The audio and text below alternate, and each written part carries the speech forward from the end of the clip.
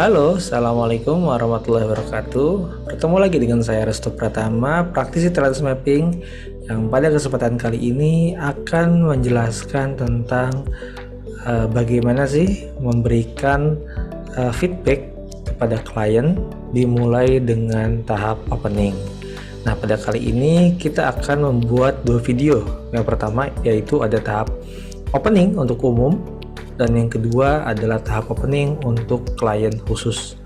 Dan yang berikutnya, mari kita mulai untuk tahap opening untuk klien khusus.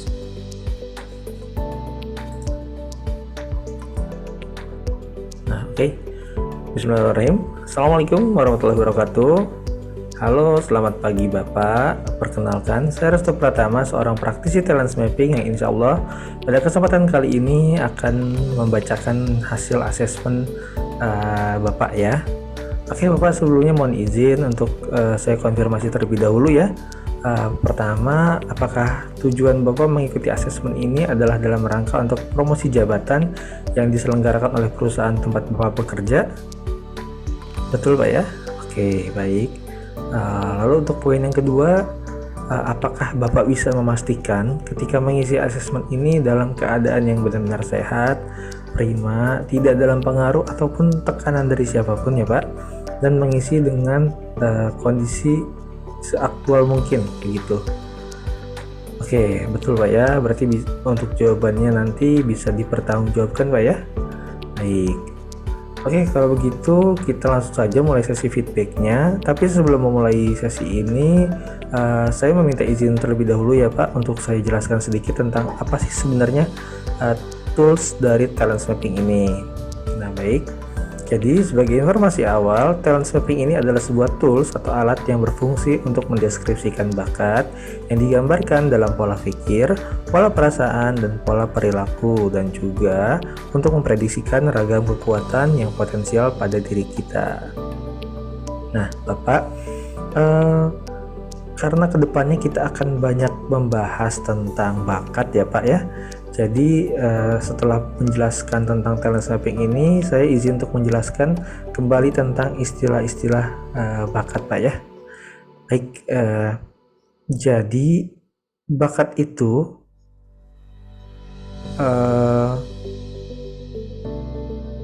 adalah karakteristik yang alami, yang bersifat positif, bersumber produktivitas serta keunggulan ada dalam diri seorang manusia sejak lahir.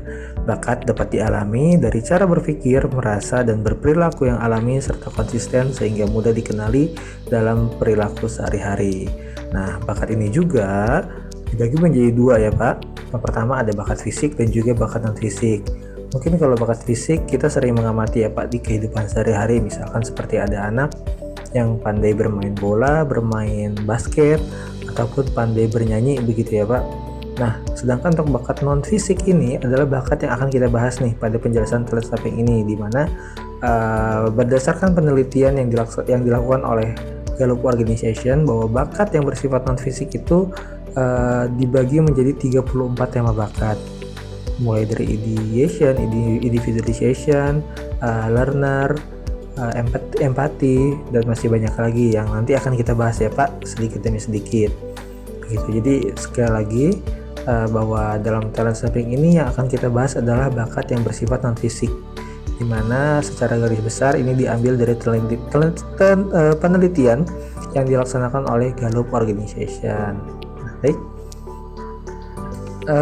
sebagai pengantar sedikit ya Pak, jadi dari penelitian Gallup ini kemudian dikembangkan kembali oleh Abah Rama selaku founder dari talent mapping, sehingga dari 34 tema bakat yang dirumuskan oleh Gallup bisa diserap kembali saripatinya menjadi beberapa bagian yang akan saya sebutkan ya. Jadi dalam laporan hasil tes talent mapping ini akan dibagi menjadi 5 kategori yang akan kita bedah satu persatu. Yang pertama yaitu ada urutan bakat, kedua ada peta bakat, ketiga ada potensi kekuatan, dan keempat ada strength cluster map, dan kelima ada strength typology 30 atau ST30 ya. Nah baik Bapak, saya izin untuk menjelaskan sedikit tentang kategori ini. Untuk yang pertama ada urutan bakat. Ya, di mana urutan bakat ini adalah sesuai yang saya jelaskan di awal bahwa 34 tema bakat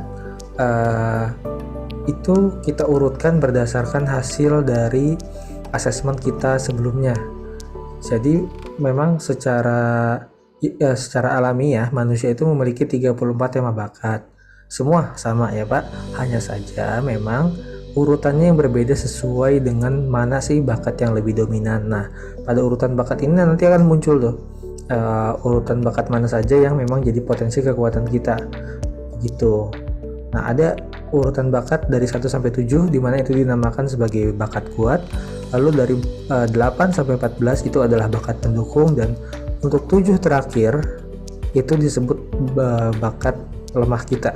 Begitu ya, nanti akan kita bahas lebih dalam lagi ya Pak. Baik, untuk berikutnya ada peta bakat. Nah, peta bakat ini kalau Bapak lihat pada gambarnya itu seolah seperti dibagi menjadi 4 ya Pak, 4 bagian gitu. Dimana pada bagian itu pertama dinamakan dengan thinking, bagian thinkingnya sebelah kiri atas, lalu kiri bawahnya ada striving, kanan atas ada influencing, dan kanan bawahnya ada relating.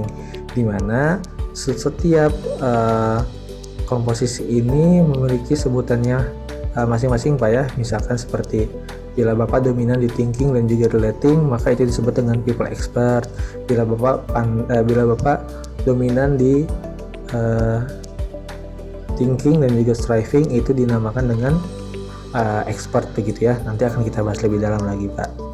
Lalu yang berikutnya ada potensi kekuatan. Nah, potensi kekuatan ini jika Bapak lihat ada 14 nomor ya Pak. Nah, di mana 14, kenapa potensi ke-14 kekuatan ini itu dimunculkan? Nah, ini adalah hasil dari urutan bakat dan juga peta bakat yang dua sebelumnya, di mana dari dua kategori tersebut menghasilkan 14 potensi ini. Nah, apa sih fungsinya potensi kekuatan ini? Ini sebagai referensi bagi kita akan memanfaatkan potensi kekuatan yang mana yang menurut kita itu sesuai dengan kepribadian kita ya. Nah, lalu yang berikutnya ada strength mastermind, di mana terdiri dari 114 aktivitas yang bersumber dari 34 tema bakat. Nah, jadi cara kerjanya adalah dari urutan 34 tema bakat yang sudah kita dapat tadi akan ditentukan mana sebenarnya yang sesuai dengan bakat kita, mana aktivitas yang sesuai dengan hasil dari asesmen kita, dibandingkan dengan hasil pengakuan dari kita. Misalkan ada satu aktivitas, taruhlah coaching misalkan ya. Nah, coaching ini bila di-compare dengan urutan 34 tema bakat milik Bapak, apakah kategori coaching ini termasuk aktivitas yang memang bisa layak untuk dilaksanakan oleh Bapak atau tidak? Misalkan layak begitu ya, anggap saja kita layak. Lalu berikutnya Bapak akan dikonfirmasi juga di pertanyaan-pertanyaan yang sudah Bapak jawab, bahwa apakah Bapak ini merasa layak atau berasa menikmati ketika melakukan aktivitas coaching. Nah, kedua jawaban ini akan di-compare begitu, dan begitupun dengan 114 aktivitas lainnya. Nanti akan kita perdalam lagi ya. Nah, dan yang berikutnya, yang terakhir adalah strength typology. Ini adalah rangkuman dari keseluruhan kategori yang sudah kita bahas sebelumnya Pak ya.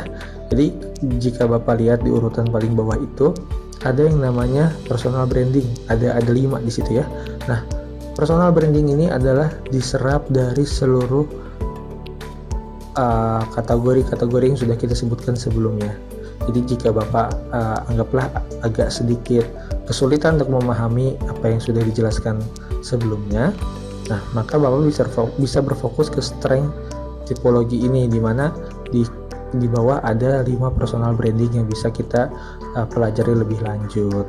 Jadi begitu ya Pak untuk penjelasan singkatnya.